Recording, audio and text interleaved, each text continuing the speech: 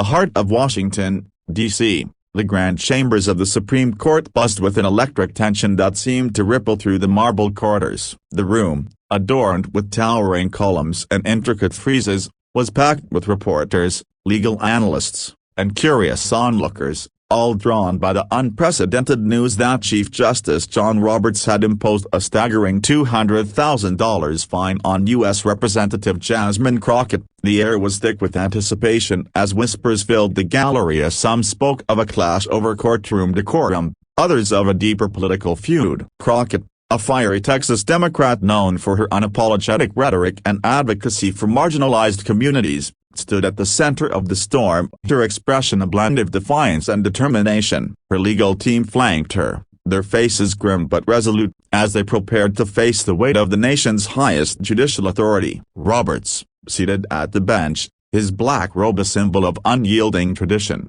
maintained a stoic demeanor, his eyes scanning the room with a quiet intensity. The fine, an extraordinary measure, stemmed from allegations that Crockett had violated court protocol during a heated hearing on a controversial immigration case, where her passionate remarks were deemed contemptuous by the Chief Justice. The specifics of her alleged transgression were murky. Some said she had accused the court of bias, others claimed she had interrupted proceedings with a fiery speech on justice and equality. Whatever the cause, the fine was a bold statement, one that sent shockwaves through political and legal circles alike. Crockett, undeterred, stepped forward to address the court, her voice steady but laced with an undercurrent of righteous indignation. "With all due respect, Chief Justice," she began, her words cutting through the silence like a blade, "this fine isn't just about me, it's about silencing those who dare to speak truth to power." The crowd murmured, some nodding in agreement,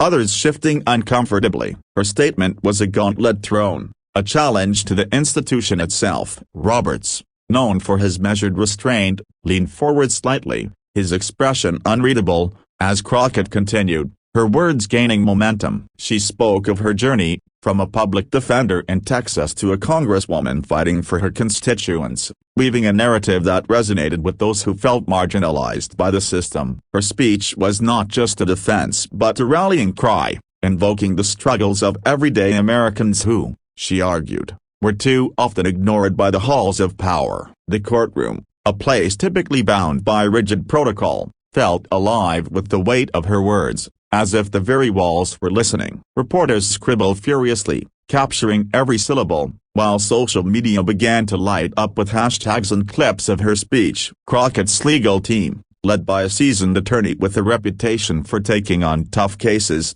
whispered among themselves, preparing for the next move. The fine, they argued, was not just punitive but a political maneuver, designed to curb Crockett's influence as a rising star in Congress. The stakes were high. A failure to pay could escalate to further sanctions, potentially threatening her political career. Yet Crockett stood tall, her presence commanding the room, as she concluded her initial remarks with the pointed question, if speaking out for justice is a crime, then what does that say about the state of our democracy? The gallery erupted in a mix of applause and gasps, prompting Roberts to bang his gavel, calling for order. The Chief Justice's face remained impassive, but his eyes betrayed a flicker of something, perhaps respect, perhaps irritation, as he prepared to respond. The exchange was only the beginning, a spark that would ignite a broader confrontation, one that would test the boundaries of free speech, judicial authority, and the delicate balance of power in a divided nation. Outside the courtroom, supporters of Crockett gathered,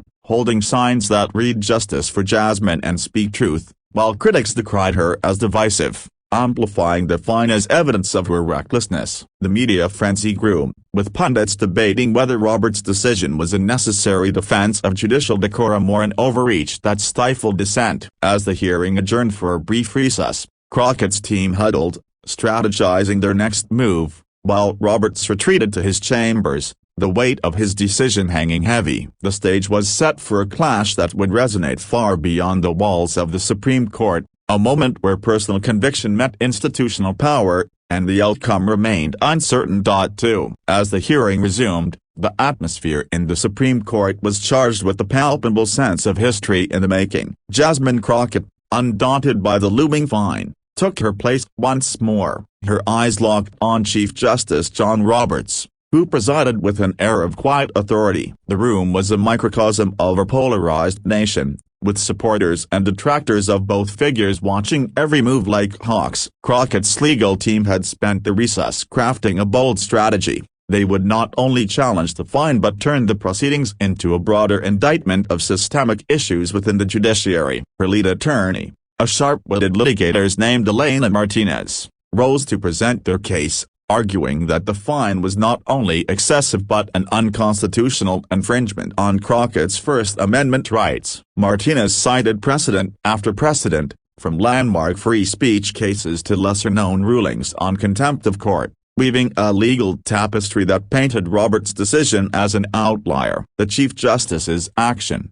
she declared, is not about decorum but about punishing a voice that dares to challenge the status quo. The gallery buzzed with whispers, as Martinez's words struck a chord with those who saw Crockett as a champion of the underrepresented. Crockett herself sat poised, her hands clasped, her expression one of unwavering resolve. She knew the risks of defying the Supreme Court could escalate the consequences, potentially leading to contempt charges or even calls for her resignation from Congress. Yet she also knew the power of her platform, the ability to amplify the voiceless, and she was determined to use it. Martinez continued, detailing how Crockett's remarks in the immigration hearing were rooted in a deep-seated belief in justice, not malice. Representative Crockett spoke from the heart, she said, addressing the human cost of policies that tear families apart. She referenced the case at hand, a challenge to a Trump-era immigration order that had sparked nationwide debate,